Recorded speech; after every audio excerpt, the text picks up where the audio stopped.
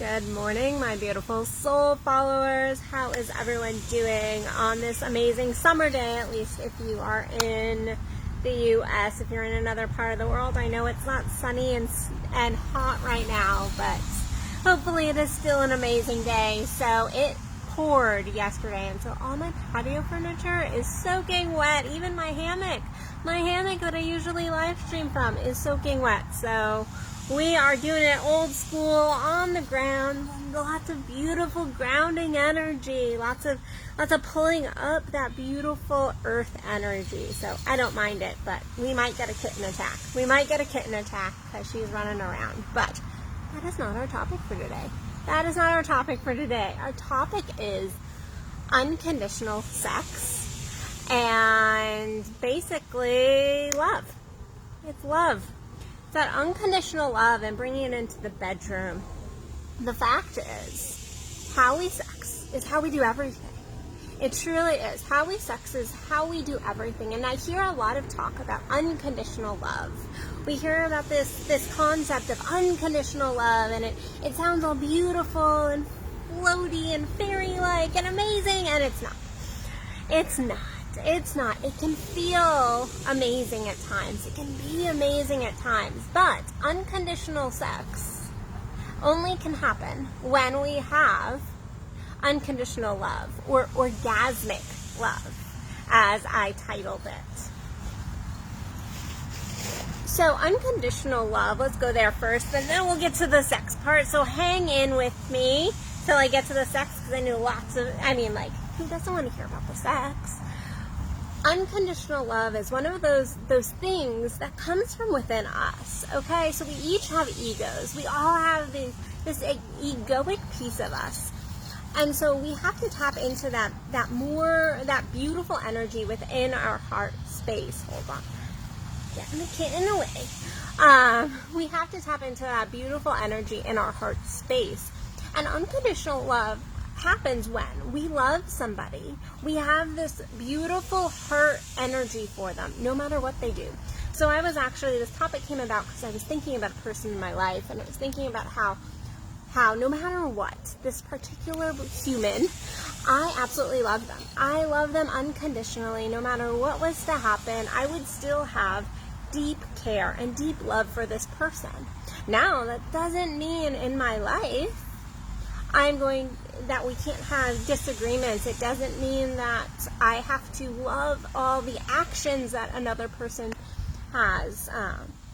But it means I still have this love for this other human, that no matter what, whether we are together, whether we are apart, no matter if we never were to talk again, or if we are talking every single day, I have this great love for this other human. It's seeing the other person's at a deeper level. It's seeing them at a deeper level, at a soul level, at a love level, but also being willing to see their shadow, or our perception of their shadow. Because guess what? That's our ego. When we label somebody's shadow, that is our ego labeling that shadow. So it is loving all pieces of them, the beauty, the darkness, all aspects. It is loving them whether they're with you or whether they're not with you. It's letting go of the fucking expectations we have in love.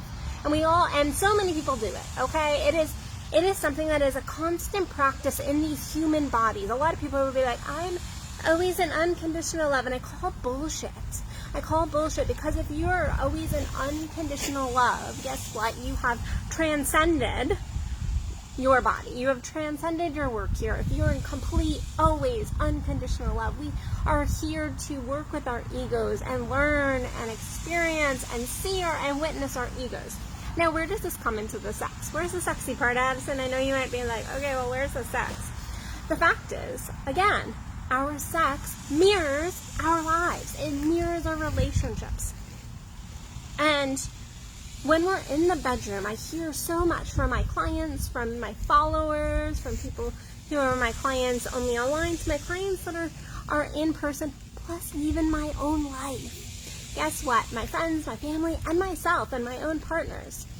We sometimes get these expectations in the bedroom. We get these expectations in our sex. And when we are with another human, when we are exchanging that energy, then unconditional sexing is loving what is in that moment in the sex, even if that means no sex, even if that means that somebody just isn't there. And that's not to say that we have to accept no sex in our relationships. There's many layers to this topic. But what I'm talking about is not the person who is never having sex. I'm talking about those moments when you're with your partner and they're just like, I want to be there. I want to be doing this. I want to, but I'm just not there. I'm just not there. And we're able to be real. And we're able to just be like, here's where I'm at. Here's where I'm at. And that other person accept it and go, I hear you. I hear you. And more than even that, it is this understanding and acceptance of whatever is going on with your partner's body. Ladies, we are awful about this one. A lot of ladies will come to me and be like, he didn't, get erect, or like, he didn't come, or like, and they get really wrapped up in his physical body. And I teach an entire class on just this process, but we think that our men need to be on at all times, and we put these expectations and these hidden beliefs and underlying pieces, and basically our belief systems behind another person's experience in the bedroom. If our partner is not erect, we go into our own heads, and guess what? That is not a true unconditional acceptance of that other person's sex. And then you do it too, so you're not off the hook here. Like, she didn't come, she's not moaning. Guess what? When we take the expectations off the plate and just experience the energy and the bliss and the pleasure the way it is, we dive deeper, and guess what? We open up more. We do. We open up more. I can think not very long ago, it was like a month or two ago, I had this beautiful sexual experience with a partner, and there was such acceptance in that moment of just wherever we were. If there was orgasms happening, awesome. If there was not, if we were tired and we were just touching and feeling each other, that was awesome too. Unconditional sexing is when you're just there with your partner. You let go of expectations. You're listening to their body, their energy, and also their verbalizations, and you're not getting in your ego. To the best as you can. You're witnessing your ego, because in truth, we can't get rid of the ego. But you are stepping in, and you're just with your ego, or not with your ego, you're with your energy, you're with your partner, you're in this heart space and your sexual chakra as well. You're in your second chakra. Hopefully you're in all your chakras, but you're letting that energy just flow, and you're allowing yourself to just be there. And when you notice this ego come up, you go, no, and you let it go.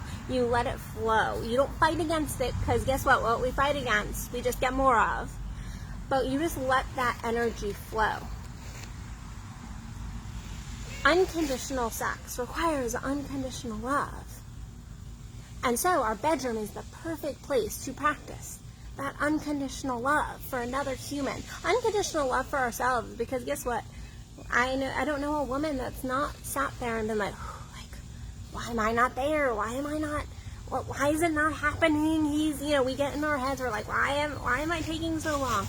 Same thing goes for ourselves. And you know what? At the end of the day, unconditional love for ourselves must come first. And that's another topic. So I'm not going to go into that, because I'm not going to talk y'all's ear off. Because you all know I could go on for hours and hours talking about this topic. But I want you to really look into your sex. I want you to look at, are you truly unconditionally just experiencing and just enjoying and just in the pleasure under your hands, in your heart space, in your genitals? Or do you have expectations? Do you have a point you're trying to get to? Are you trying to get someplace? Well, that's not unconditional love or unconditional sexing. Just like when we are loving somebody to get something, or in a manipulative way, guess what? It's not unconditional love. That is love with expectations, with demands, with trying to get something. That is not coming from this clear space. And guess what? We also must have love for self when we see our egos coming up, and when it's not unconditional love. Because guess what? Again, we're human, and so we have to have that awareness. Not saying that we have to sit there and be like, okay, yeah, like I'm just gonna forgive myself for being manipulative or being, you know, in my ego, but just go, okay, I saw that, and then learn from it. Learn from it. That's the key. Learn from it, and next time an experience comes up, lean in deeper into the unconditional. Lean in more into seeing that other human and yourself.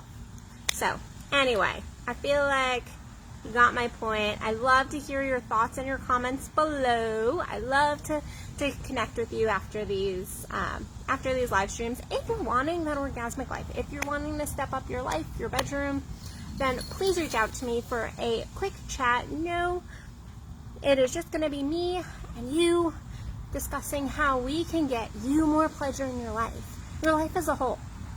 All right, so you can click on that if you're interested in one of those calls. Other than that, I'll see you beautiful people tomorrow for another Addison Unleashed.